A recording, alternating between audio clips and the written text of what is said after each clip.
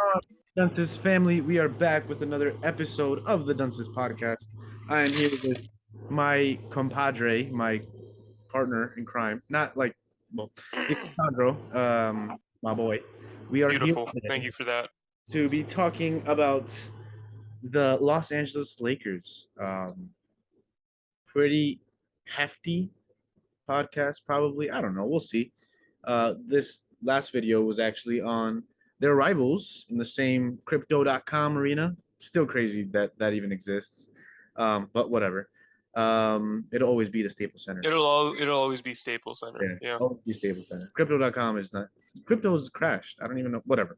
Thing is, if you didn't see last video It or did? last episode, is the lot. Wow, you're really late on that, by the way. It's been like a month or two. But the Clippers was our last video. If you want to check that out, it'll be at the end of this video on the little box, usually on the bottom, right there, right like close to Isandro. It'll be right there. But today we are back with our little mini series of the 30 teams that we want to get into. And who knows, you might even revisit this team in the Los Angeles Lakers because there might be some more moves. They might be willing to move those two first round picks. But before we get into anything like that, let's discuss this past season. So, Isandro, I don't know if you remember, but this past season was pretty tough for Lakers fans, for the Lakers, for I LeBron. think we all remember. Yeah, it was not a good season for LA. They started last offseason with trading for Russell Westbrook, who had a great season or a great end of the season, I guess you can say, with Washington. But it obviously wasn't really going to work out. Well, at least not everybody expected it. I mean, I was on the other side. I thought that this was going to be a championship contending team. I thought they were going to be better than the Nets. Like I thought, their the signings that they made, bringing in these veteran guys. I really thought that it was going to be good for them. That they were going to be okay, like whatever during the regular season. But once the playoffs started, it was going to be great. But we saw they didn't even get close to making the playoffs. They were 37-45. They did not have their own first round pick this year. That was in the Anthony Davis trade a few years back. So New Orleans actually benefited from it, who will also be very soon on our podcasting agenda. But they ended up failing as a team. They signed a bunch of these veteran guys, and literally none of them are back on any NBA roster. It's then fast forward to this season. In the offseason, they decided to fire Frank Vogel, their championship winning head coach. They go after Darvin Ham, a solid assistant coach. I believe he's going to be a really good coach in the NBA. Who knows how well he's going to do for this team? I don't, we can't really expect much from a rookie head coach, right? He's been an assistant for years. He won a championship with Milwaukee as an assistant. He won a championship with the Pistons back in 04 as a player. So he definitely has some championship pedigree, but who knows what he'll bring to this team. And you still have Russ. You're still paying Russ $44 million to be average, below average point guard, cannot shoot whatsoever, not even from the free throw line. It's a really tough offseason when you look at it too, because the players that they got, Troy Brown, Thomas Bryant, Damian Jones, Juan Toscano, Lonnie Walker, uh, they're okay players. They're young players. Very complete different. Like Wait, well, who are they? I didn't even know. Who did so, they sign? so they signed Troy Brown Jr. He was in Chicago last season, solid player. Thomas Bryant was on Washington. He was actually originally a Laker. Let him go. Went to Washington. He's Balled good. out. But he's a solid player. He was injured for the last 2 years, so we don't really know what to expect from him. But he's a solid center. We all know AD doesn't want to play center, so Thomas Bryant's there. Damian Jones, championship pedigree with the Warriors. Juan Toscano Anderson, another championship pedigree player. And Alani Damian Walker. Jones. Who's Damian Jones, Damian Jones? he's a 7 foot one guy. He played for the Warriors like 2 3 years maybe. No, I think all 4 years of the rookie deal. You'll look him up. If you see his face, you'll remember who he is. But yeah, JTA Juan Toscano Anderson, Gotcha. my boy, and then Lonnie Walker. That one was good. I like that pickup. Lonnie Walker he's a 23-year-old, young guy. He was expecting to do a lot in San Antonio. Hasn't really lived up to the hype, but who knows? Maybe playing alongside LeBron, it'll help him. But let's get into the main thing here, kind of like the elephant in the room, I guess you could say. Russell Westbrook.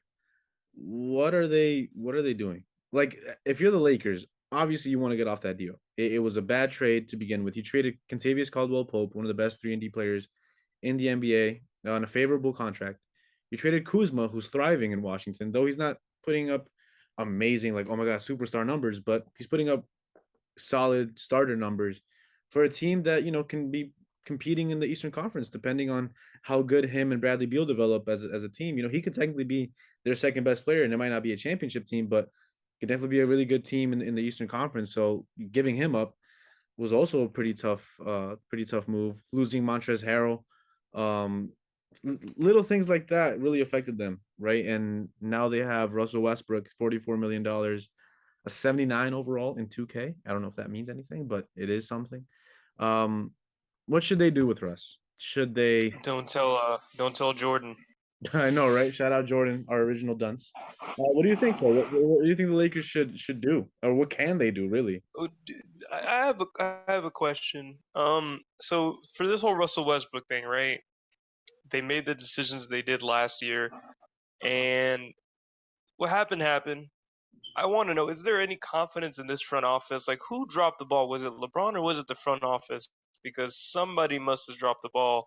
Because we've talked about this before, who they had on the table, the options that were available to them. And I don't know if that would have been a championship contending team, but it was definitely a much better team, even on paper, than what they ended up with. And even not on paper, like we saw how it turned out. This team that they ended up with, they could have had just to kind of repeat, they probably would have still had Malik Monk. He probably still would have balled out, but they probably would have had Buddy Hield. They wouldn't have needed him to ball out. They just needed him to space. They would have kept KCP because in that deal for Buddy Hield, they would have kept KCP and gotten rid of Kuzma and Montrezl Harrell, who they still ended up getting rid of anyway, but they ended up losing spacing. For some reason, they thought losing spacing and getting somebody like Russ would be an amazing idea. I don't know why. Like, I guess hindsight is 2020, but even at the time, like maybe people were optimistic. I was optimistic, but I'm like, in like my greatest projections for this team, the ceiling was not high. It was like, okay, they'll be the same, and maybe they'll coast through the regular season, and then they'll that was not the case, obviously. So my question to you is, what do you think about this front office? I I don't know can't if even that's be mad at, pertinent. I can't even be mad at the front office, to be honest. I think a lot of this is all LeBron. Like, I You think think so? LeBron was the guy that okayed it, and you can't even like fault him as much as you might think, because no one expected LeBron to be out the majority of the year, right? Like, he was hurt. Like, he wasn't the same player, and even then, he was still putting up the most numbers since in his Miami days, right? Like, he balled out with Russ. Anthony Davis, no one expected him to start off the season slow and then just get injured and injured and injured and injured, right? Like, we kind of But anticipated. should we have?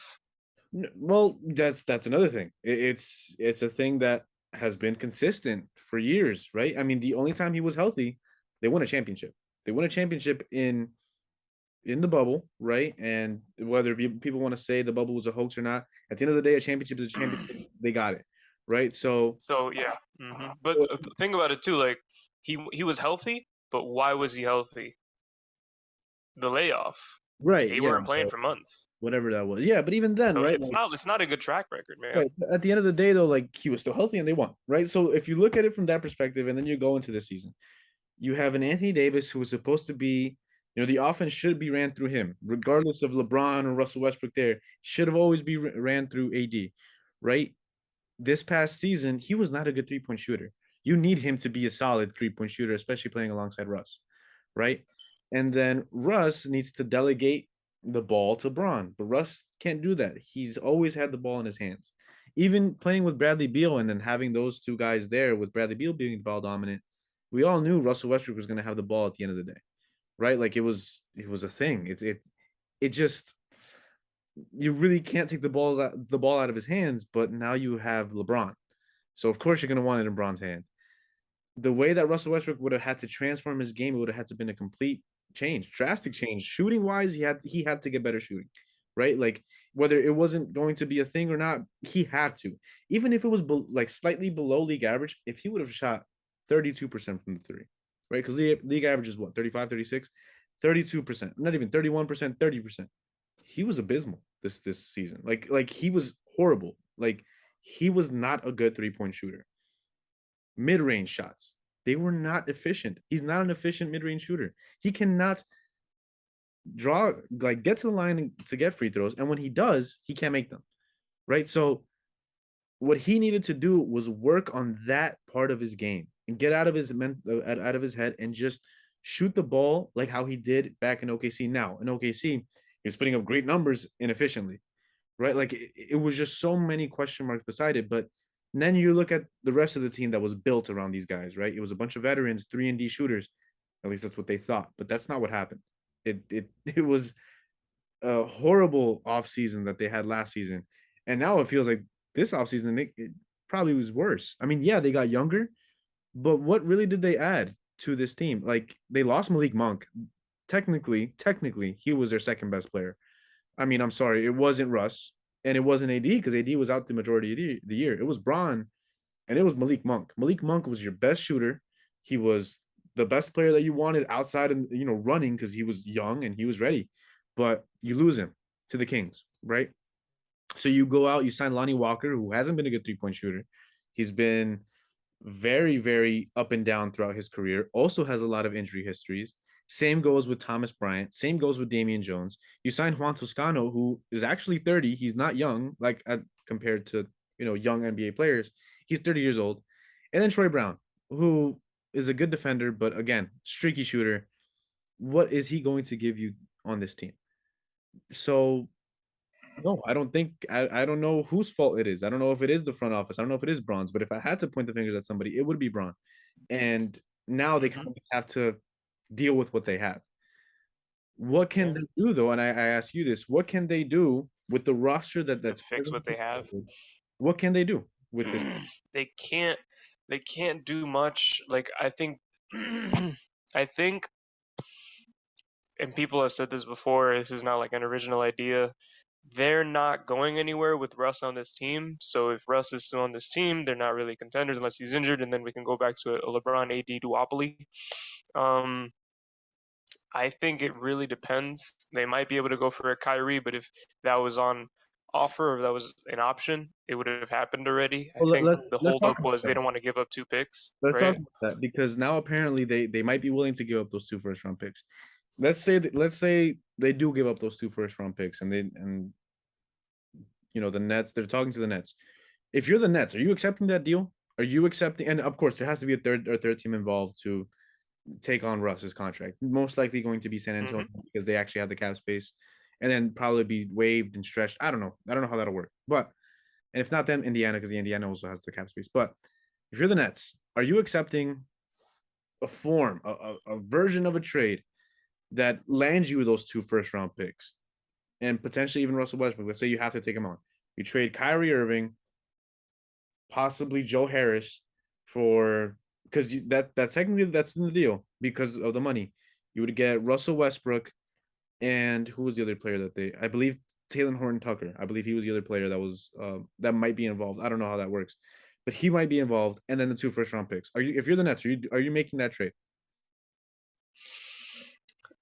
It really depends on the KD situation because everybody in the league, except for KD, ironically, knows that the Nets are contender with those two and the roster that they have around them. Ironically, right? So if Crazy. KD's still on that team, begrudgingly, we'll see what happens. Because there's not a lot of movement that looks like to be happening. Then you keep Kyrie. You only get rid of Kyrie because KD's gone, and now it's like you're not competing for anything. Ben Simmons is great, but you're not competing for anything. So you give up Kyrie.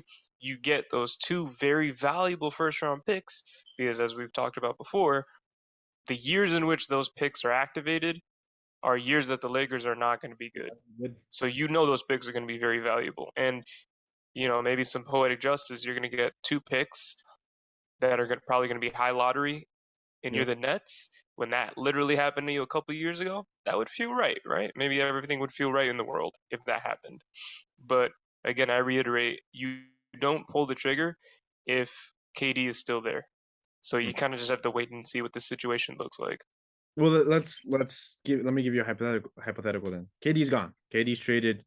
This team is building around Ben Simmons now. Obviously, we would want Kyrie there because of the spacing, but now Kyrie doesn't want to be there if KD's not there. Are you trading those players for those picks and for Russ?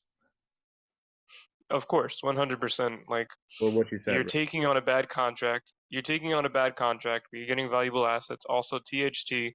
We've seen it. It's been tried and true with Lakers players.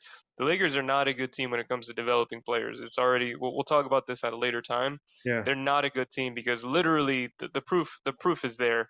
Like Zoe, same. Ingram, Julius Randle. I can keep going. I'm forgetting people. Kuzma. Like they're not good when it comes to having these players, and when they go to other teams, they flourish. So whether that's you have this guy on your team and he'll flourish with you, or you have a valuable asset that can flourish somewhere else. The point is, you're getting a lot of good value that you can either use for yourself. Well, we'll see if you're going to use it for yourself or you send it out somewhere else. You can be like a poor man's OKC. You know, you're hoarding assets, you're hoarding things that can be really valuable, and you'll have a pseudo superstar, all star level player on your team. The situations could be really similar, and that's not a bad situation to be in. Yeah. There's also another hypothetical trade, and this one hasn't been rumored much, but when it has been, I just love the way that it's been presented. So it's a trade that involves the Utah Jazz and the Los Angeles Lakers. It's Russell Westbrook, just at first, the 2027 first round pick, couple seconds maybe, depending on how much they have, for Mike Conley and Patrick Beverly. Not even Bojan, just Mike Conley and Patrick Beverly. Does it make sense for Utah to make that trade? And this is whether Donovan stays or not. The thing is, we're anticipating a Donovan Mitchell trade. Let's say that happens because they've reengaged talks with the Knicks, right? So let's say you're the Jazz, you're Danny Ainge. Are you taking on Russell Westbrook to basically do nothing for your team or potentially waive him, getting that first round pick, just one, remember, just one first round pick for a player like Mike Conley and Patrick Beverly to get sent out to the Lakers? Like, do you think those two guys would be a better fit for LeBron and the Lakers, or are they like Oh, no, for sure. to get more out of it? What do you think? For sure. It's a fantastic trade for both sides because, again, the Lakers pick is very valuable. It's going to be very valuable. It's only one. You only need one. And if, like you said, the assumption is that Donovan Mitch is not going to be there, like, yeah, hoard assets, give me more. Same thing with, I'm always saying, like, the more assets, the better, depending on your situation. Yeah. The situation that they're going to be in, no Rudy Gobert, no Donovan Mitchell, get as many assets as you can. Going back to like that Nets thing, do you think Joe Harris should be included in that trade? I think it's for money reasons, but would you have, as a Nets fan, would you keep Joe Harris? Honestly, I don't know. I would much rather keep Seth over Joe Harris. Yeah, Though for sure. I will say though, Joe Harris does play better defense than Seth Curry, and I know it seems off or it seems rare that like a white boy can play defense, but I'm being so honest with you. Joe Harris is actually one of the most underrated defenders, at least for our team. He was because we didn't have any, and he was one of the best ones. And he really like he moves his feet laterally. I mean, he isn't a strong guy, but he knows how he's a smart defender. That's what I can say. He's a smart Hmm. to okay defender, above average for a player like him, right? Like if JJ Redick played defense, it would be kind of like that, except Joe Harris doesn't shoot like JJ Redick. You know what I mean? Like it's kind of like lose one thing over the other. But Well, I also mean, technically he does, just not in the playoffs. yeah, right. But if it would suck because Joe Harris is kind of like the only guy from that 2016 team, right? Or like 2018, whatever team it was. And 2019, I think it was. So Joe Harris is a part of it. But at the same time, it's a business. Like, he's making a lot of money. He hasn't really proved anything in the playoffs. And his injury might actually be a lingering effect. He might lose a step defensively, lose a What was step, the injury? right? It was a broken ankle. Broken ankle. So yeah. So Well, he's a spot up shooter though. no, but he runs around a lot. Like Oh yeah, the him and Clay conundrum. yeah, it's really that. Clay and Curry. Like that's what I see every time I saw Joe Harris just running around. Literally, it's the JJ Redick thing too. Like it's crazy. So would I include him? Yes. If I'm getting those two first round picks, absolutely. Um, it would suck, but at the same time, the first round picks are way more important than whatever he brings to the table at this point because we don't know. We don't know what's up. But also, you got to think of it too. You're building around Ben Simmons. Joe Harris is important, right? But at the same time, if you're the Lakers, you'd want a player either Joe Harris or Seth Curry because you need a shooter. You need a spot up shooter to play alongside these guys, and it would be super important. Imagine a lineup of Kyrie Irving, Joe Harris, LeBron James, Anthony Davis, and Thomas Bryant. That's a solid five man. That's a great starting five. That's a contender. That's the That's a contender. legit I was contender. just thinking, like, The only thing, which is actually a big deal if you go into it, the only thing stopping that team from a championship is injuries. Because you got AD, Thomas Bryant, Kyrie, and Joe Harris, and now we're seeing LeBron is kind of injury prone. You That's focus, actually a legitimate concern with that lineup. But other than that, if they're healthy somehow, it's a chip. it's there's a lot, but if I'm the Lakers though, I'm calling Utah because I think Mike Conley would be a really good addition. And I know he's aging too, Spacing. but Patrick Beverly is good at spacing too. good defender, solid 3-point shooter. Mike Conley is a really good shooter. He's a really good playmaker, and he would really take the pressure off of LeBron. But also in the fourth quarter, when it is LeBron's time to pass the ball out, having a trusted player like Mike Conley, it's so important. So if I'm the Lakers, I'm calling them. But let's backtrack a little bit because we did mention it before. The Darvin Ham hiring. How do you feel about it? Do you think that that was a good move, or was there another coach out there that might have been a better fit, or did another coach even want this position, or was this like the best hire that they can go after? So I'm not the guy who knows about assistant coaches. That's kind of you. You're the guy. I mean, you predicted Ime Udoka. So I kind of defer to you when it comes to that. I really only know like D'Antoni, like you know his ceiling, that he would have been a good head coach. Because to be honest, with LeBron, you don't really need somebody amazing at the helm, Yeah. right? So that's the only other option I really could have thought of because I'm not too well versed. What do you think? Since you know Well, I think the Darvin Ham. Once I heard his name was being rumored out there, I thought it was a no brainer, honestly, because for he's one good, for one thing, yeah, like helping Giannis develop the way that he did, and I know a lot of the credit does go to J Kidd, right? But um, once Darvin Ham and Mike Budenholzer, joined together with Milwaukee, because Darvin Ham, I believe, that was there before with Atlanta, but in Milwaukee, helping Giannis develop his game as a big guy, right? Like getting low post area, he helped him out a lot. And if it wasn't for that, they wouldn't have won this past championship. So I give a lot of credit to Darvin Ham. And then just his mentality, just listening to him on podcasts, on interviews, he does have a really good mentality, like that dog mentality, that like no nonsense type. Like I don't care who you are as a player, you're gonna respect me because I'm your head coach. Like I feel like that's exactly what this team needed. And yeah, he's definitely gonna, him and LeBron are definitely gonna, talk it out. But you gotta remember too, Darvin Ham, he played with some ballers out there in Detroit, right? Like he knew what it was like, doing all that stuff. And then also with Kobe, like he would work out with him and stuff. So being able to delegate, being not a player friendly coach, but also like respect me type coach, I think he is the perfect fit for that. No nonsense type, and I really feel like Russell Westbrook is going to benefit from it if he stays on this team, and Anthony Davis too. I think Anthony Davis needs somebody to like really push him because Anthony Davis can be so great, and I hate that Rasheed Wallace didn't accept the job because he had it, but he didn't accept the assistant coach. I think he would have been great for Anthony Davis's development. Hopefully, some way somehow they hire somebody like a Kevin Garnett because I feel like Kevin Garnett can help him so much, and maybe not his mentality, like crazy, like oh, I'm gonna get everything, but just to be a presence down low, like just be somebody important. I feel like Darvin Ham could do that. So I give that hiring an A+.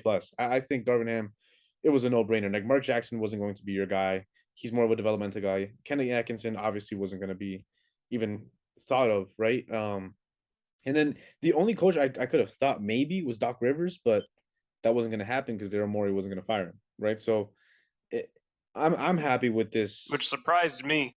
coach. Yeah, that was we'll get into Philly one of these days, but that's insane. That whatever, we'll get into that.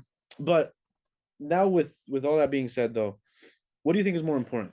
Russ changing everything, like not everything, but like most of his game, really, or AD's health. What's more important for this team if presently constructed? If Russell Westbrook is in a Lakers uniform by the start of this season and by the middle of the season, what do you think is more important? Is it AD's health or is it Russ's game?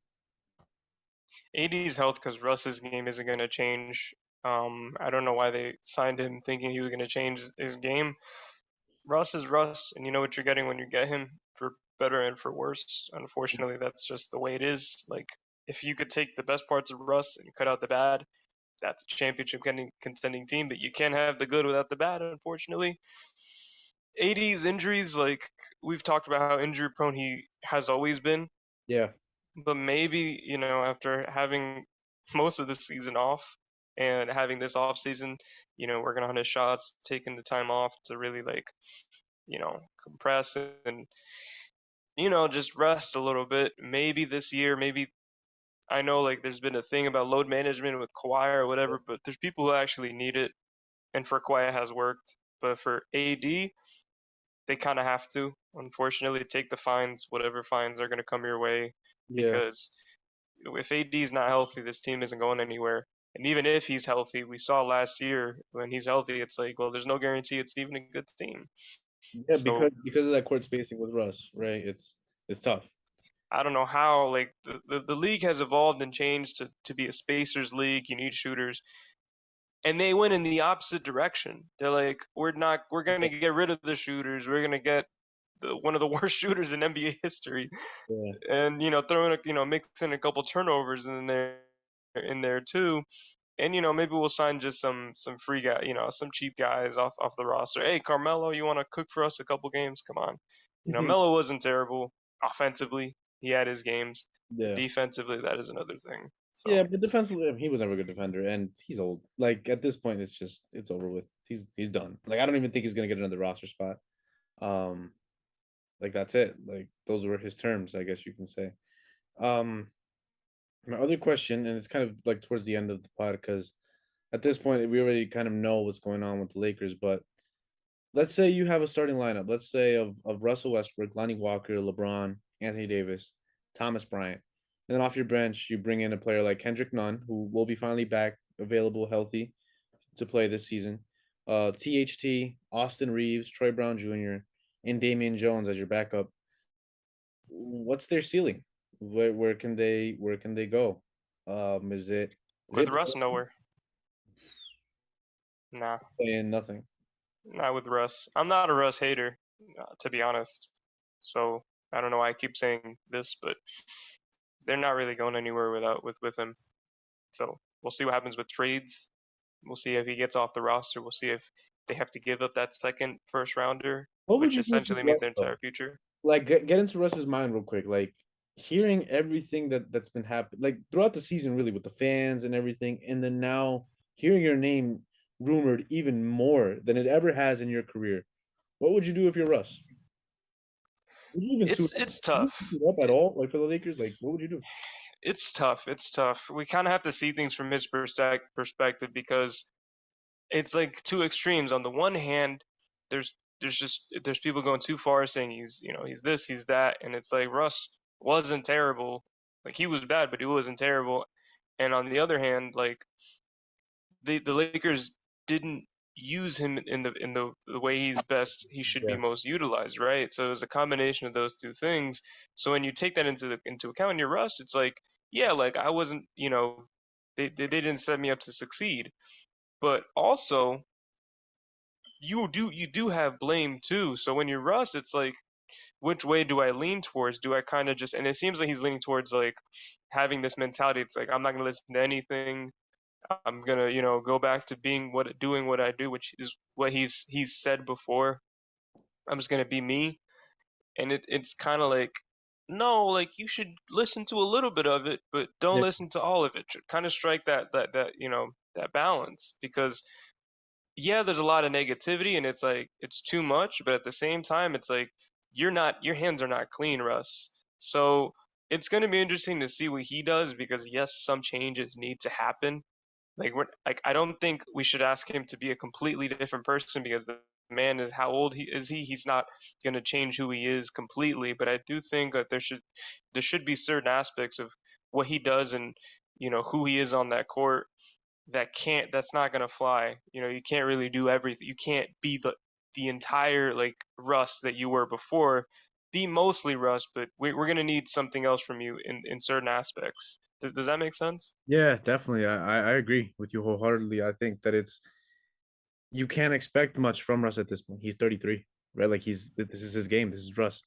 Um, and it really sucks because Russell Westbrook is one of, if not the best point guard of our generation, right? I mean, obviously it's Curry, it's a lot of guys, but like he's Mm, definitely top CP3. five of of our generation.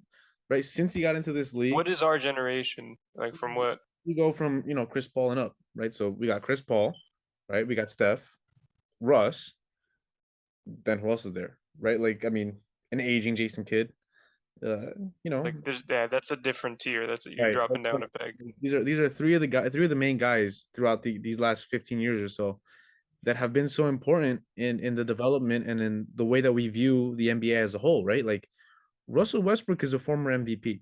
Russell Westbrook deserves a lot of the respect and at one point it was him versus D Rose, like who's going to take over the league, and then obviously D Rose got hurt, but Russell Westbrook really took over that best point guard for a while there, and him and Chris Paul and Steph Curry have had their battles, their fair shares, but at this point of his career, I don't think that if it doesn't work out with this team, I don't see him going anywhere. What team will sign him if he gets waived? There is literally nothing else left for him to do. And at this point, if I'm Russ, I don't really care. I did what I had to do. Yeah, I didn't win a championship, and yeah, my career kind of ended in a really weird and unprecedented way. I mean, you haven't really seen a player get like just thrown out like this, besides Roy Hibbert, who was never at Russell Westbrook's like peak. Um, but at this point, Russ, you made all your money. You've done what you had to do. You're an MVP.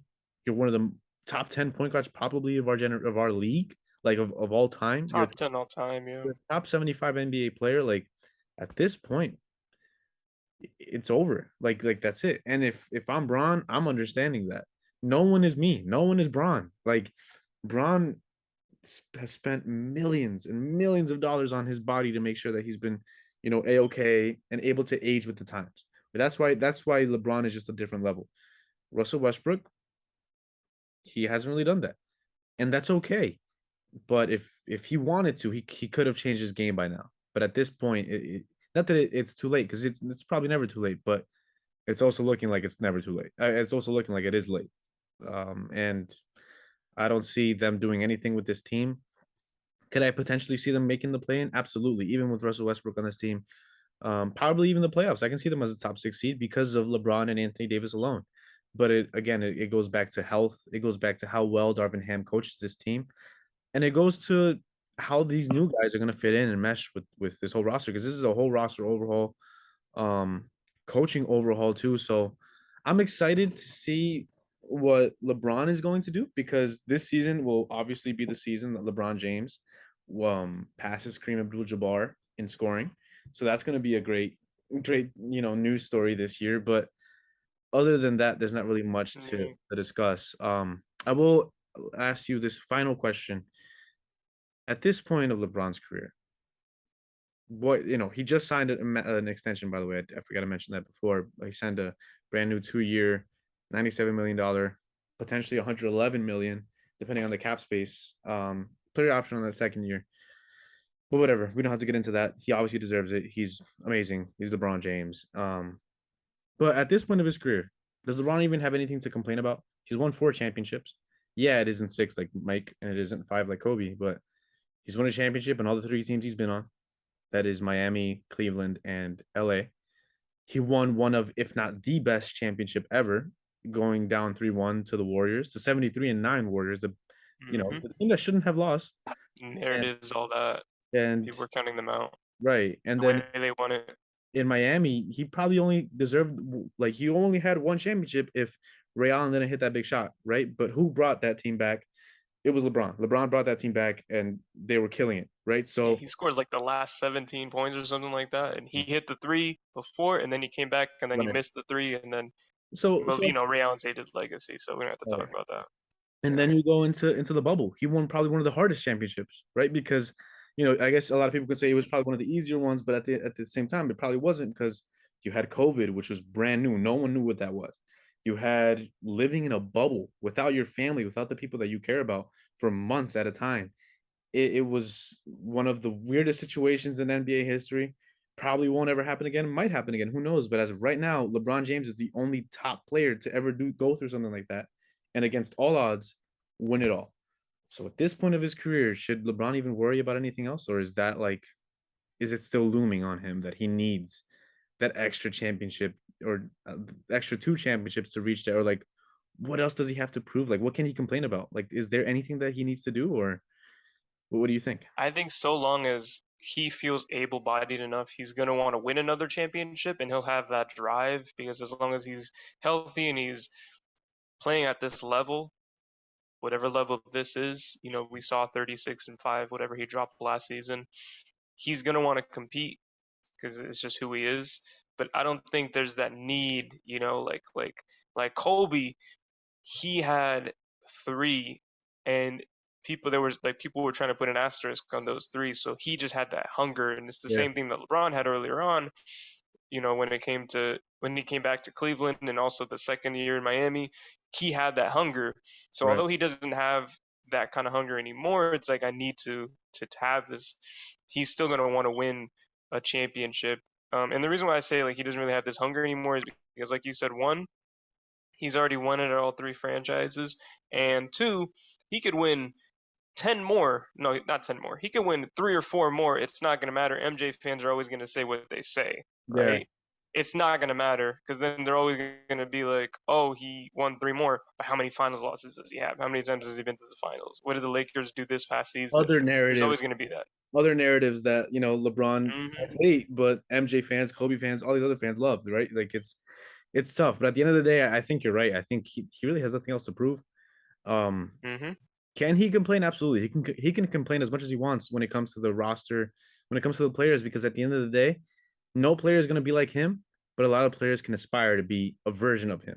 A lot of these players can really try and work on themselves to maybe not be LeBron, but be the player to help LeBron win another championship, right? That's what these guys were signed there to be. So who knows? Who knows with this team? But with that being said, I'm gonna give them a grade. My grade this offseason is a C minus. I don't see, unless they make a trade involving Russ and those two first round picks for a Kyrie Irving. I don't see how this team is gonna really do much. Again, I can see them making it the playoffs, play in because of LeBron and AD alone. But we said that last year, and obviously injuries affected it, and also just the play of these guys just wasn't it. So I give them a C minus. Sandra, what grade do you give them? See, I don't give him the minus because I'm looking at it a little more glass half full, where last season was really bad and it was completely their fault. Right. Last off season, I There's no mean, place to go up, to go but and up. Right? they Yeah. can't, and but also they couldn't really do much. Like they dug themselves that hole, and to really dig themselves out of it, they're gonna need some help. They're gonna need somebody to reach over and kind of pull them out. Yeah. Question is who's gonna do that? Is it gonna be Utah? Is it gonna be the Nets? Is it gonna be some other team? I remember earlier on in the offseason, not even the offseason, earlier on, a couple months ago, they were saying like the Hornets could take that contract and you could dump Russ on there, then they waive him, whatever. Don't know what happened to that.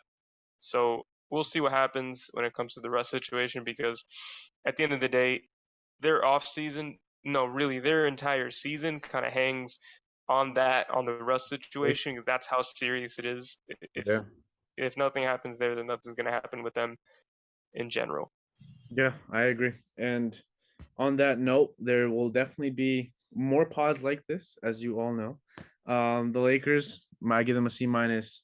Isandro there gives them a C. That gives them an average of basically a C, C half minus, whatever that is. But with that being said, guys, please like, subscribe, and hit the like button down below. If you are interested in listening to all our other podcasts, they are on all podcasting platforms. All our videos are out on YouTube as well. So please shout us out to all your families, friends, dogs, brothers, sisters, mothers, cats, dogs, whatever, all the same thing. And with that being said, we are out. Peace.